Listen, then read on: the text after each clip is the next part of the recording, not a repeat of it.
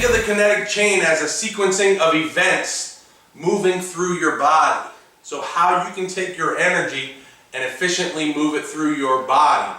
And it's not just through your joints, although we're going to work from the ground up, meaning from our ankle to our knee, knee to our hip, hip to our shoulder, shoulder to elbow, elbow to wrist, and out through the fingers. But it's also our nervous system, because our nervous system controls our muscles, which controls the movement of our joints.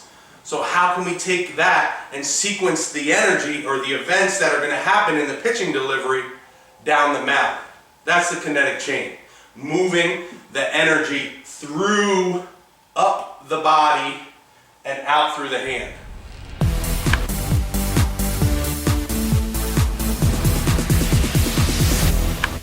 So it all starts by creating force or creating energy that we try to transfer through our kinetic chain down the mound. So how do we create force? We create it through the ground. It's called ground force. And we know that for every action there's an equal and opposite reaction. So if we're pushing energy into the ground and this way, almost like we're trying to push the world away from us, we're going to have an equal and opposite reaction, because we're not really going to be able to push the world away from us. We're going to have that reaction this way, going down the mound. And that's how we create ground force in the beginning of our delivery.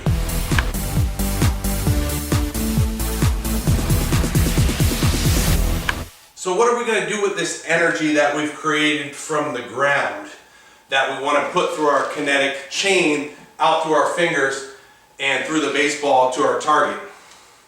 Well, before we get into that, you have to understand the center mass, which is this part of your body right here. The way I like to think about it is we're like a ball of energy, and the main part of our ball is right in here, and our energy is going to expand out. Everything is influenced by our center mass, right? Everything, our arms, everything is influenced by that. So our main goal is to get the center mass moving down the mound efficiently.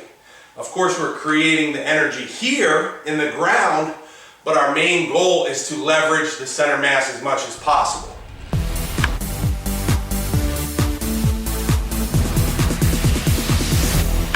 So how do we sequence this energy around our center mass so that we can efficiently transfer the energy through our kinetic chain? Well, it comes through sequencing and separation. We actually want to create some separation between each action, because everything is going to have a reaction to it. Meaning, if I'm creating energy this way coming down the mound, my upper body is going to be staying back. But when I efficiently transfer that energy, the reaction to that will be coming forward. All right, so I don't want to try to create energy through different stages in the delivery. I want the energy to be a reaction of the energy I've created earlier in each sequence. So I'm going to break down the sequences right here in the delivery. First, it's going to be a linear movement, our leg drive, when we're creating our ground force going forward. So we create our energy coming forward, and we're going to get that energy through ground force, ankle extension, knee extension, hip extension. So now we're going to be this way. And the separation we want to get from here, the energies came this way, and now we want to have a little bit of a lag, right? There's got to be some way to react, the energy to continue to react to this energy that we've created. So now we're going to be in this position, and this is called hip to shoulder separation. And from this position, we want to let that energy react to the energy that we've just created down the mound. So the more separation we can get here from our hips to our shoulders, the more reaction of energy that we can have unwinding towards the mound. So now we've got more rotational energy as we're coming towards the mound. The next part of the sequence is going to be external rotation, because as we come out of hip to shoulder separation, as we start turning, I'm starting to bring my chest forward, and this arm is actually going to lay back. I'm going to get into external rotation.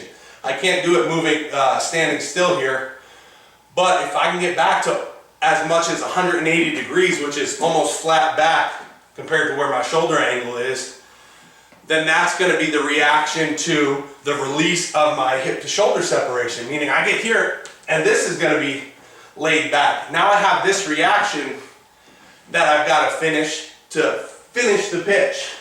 And the external rotation part of the delivery is like a catapult, and it's going to be the fastest part of the pitching delivery. So from layback to here is going to be the fastest part of the pitching delivery.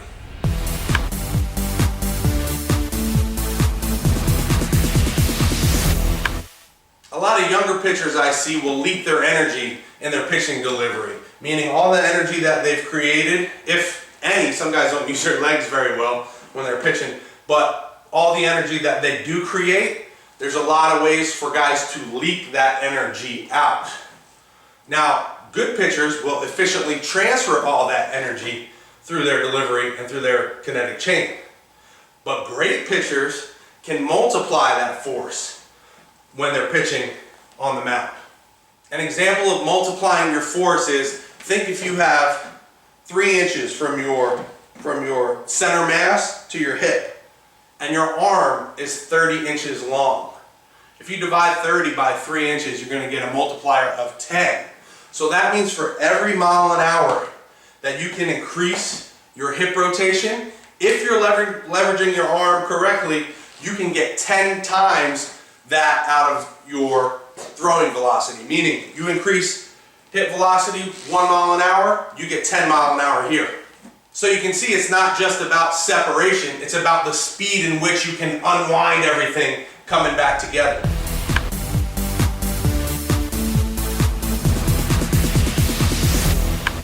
Now there's one last part to this whole creation of energy in the kinetic chain while pitching, and it's leveraging the energy. Now if we were a sprinter and we were sprinting in a straight line and I wanted to go as fast as I could in a straight line, I'm going to create energy pretty similar to the way we pitch through a kinetic chain around our center mass, and I'm creating energy. But the problem is here, it's not a problem for sprinters because this is what they're trying to do, but they're trying to keep that energy moving. So they keep moving. So they're not trying to leverage their energy in any way. In pitching, we don't want to keep moving. We don't want to throw the ball and keep running towards the batter, right? We want the only thing to keep moving towards the batter be the baseball. And we want the baseball to have the most energy that we can give it, right? So we're trying to take all of this energy that we've created and put it through the baseball. And in order to do that efficiently, we have to leverage all the energy that we've created and get it out through our fingertips somehow. So this is how you leverage your energy in the pitching delivery. For your linear energy, the first sequence we talked about, you're going to brace up your front leg. And as you pitch against it, you'll see a lot of the higher velocity pitchers, when they pitch, they're very straight and strong on their front leg. So when they get to release point, that leg is almost straight, if not fully straight, right here. So they're pitching against this front leg. They're using it to stop the energy, right? Because if we were a sprinter, we want to continue. But we don't want to do that. We want to stop the energy. So you'll see those high velocity pitchers with a straight leg pitching against it. It's almost like a pole vault. If a guy was going to go pole vault, he would run and stick that stick in the ground and stop. And that's what gives him the energy to catapult him over the high bar, right? Same idea here. We want to stop our energy so that we can transfer it, keep transferring it through our kinetic chain. So the next sequence is the rotational energy. So how do we leverage the rotational energy? We do this by blocking off. So if I was pitching to you and I just continued to rotate, I got here and I just went, I'm not blocking anything off. My energy just keeps leaking out, leaking, all the way, right? So I've got to stop this. We've got to block off, or what I call blocking off our energy. So when we're pitching, we want to stop this from continuing to go out. So what you'll see a lot of the higher velocity pitchers do when they're pitching is they get to here and they block off. This is about as far rotational. After they get to scap load, boom, they drop that elbow and now they stop. They're not rotating any further this way. Now everything comes back in a line. So this is the leveraging of energy on the rotational energy. They stop. Now everything's back in a line going forward. So we stop the rotation and keep the energy going through our kinetic chain. Now the last sequence that we talked about was the external rotation. So now we have to leverage this as well. How we leverage the external rotation is by releasing the ball. So this is the final stage, and we're going to create all of our energy and take everything that we've transferred from the inside part of our back foot, all the way up our leg, all the way into our center mass, all the way up through our shoulder, elbow, and now out through the release point. So when we leverage this, we're going to go from our external rotation and out through our fingertips. And if we do it well enough, we can take the energy that we've created, get it going faster, and get everything efficiently through the baseball at release point. Now we don't stop at release point like we do with our other types of leveraging our energies, but we do decelerate after we release the ball. So after you release that ball, it's going to be an extension of your arm at release point, which is going to be like the stopping of the energy. But after that, we're going to have to decelerate because we can't just stop. We can't, if we create enough energy, there's no way you can go and just stop right here, right? But you're trying to, that's pretty much what you're trying to do. And you're decelerating after you throw that ball. So you want to get here, release, and you decelerate with an internal rotation of your shoulder.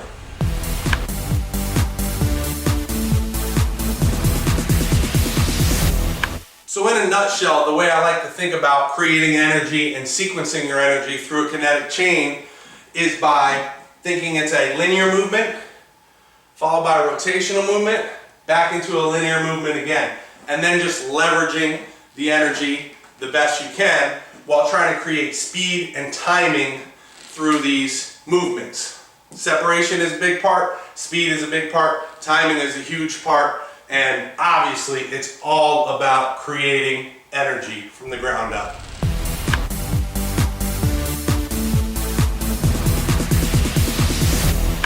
If you'd like to learn more about the pitching delivery and everything that happens within the delivery and how to get the most out of your pitching mechanics, check out my program, Pitching 365 version 2. Part of that program, we break down the mechanics totally from start to finish and how you can work on them to get better at these movements. Also in there is a strength and conditioning program, drills, the philosophy of pitching, how to attack batters. Everything you need to become a great pitcher is going to be in that program. So check it out at the link below, and I will talk to you soon. If you have any comments or questions, please let me know. Leave them below, and I'll get back to you as soon as I can.